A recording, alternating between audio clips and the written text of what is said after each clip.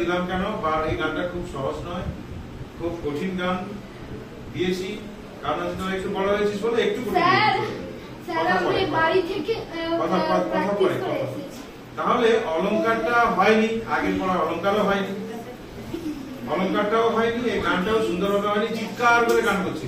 এবার কেমন হচ্ছে গান বুঝতে পারলি? চিৎকার করে গান হবে না, গানটা সুরে গাইতে হবে, সুন্দর করে গাইতে হবে, যতটুকু শিখবি ততটুকু ঠিক করে শিখতে হবে, ঠিক আছে? কথা এই গান ধরে তারপরে রাখবো বলেছি বারবার, এত কথা কিসের?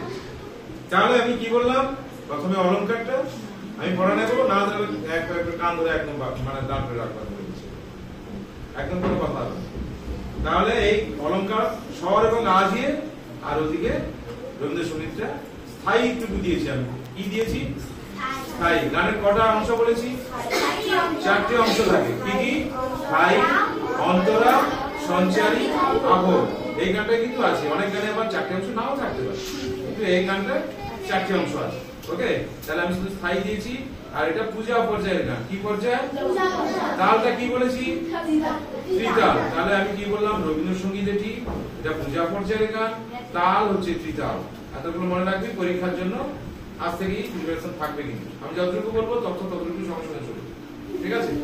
তাহলে আবার একবার গাইব, ঠিক আছে?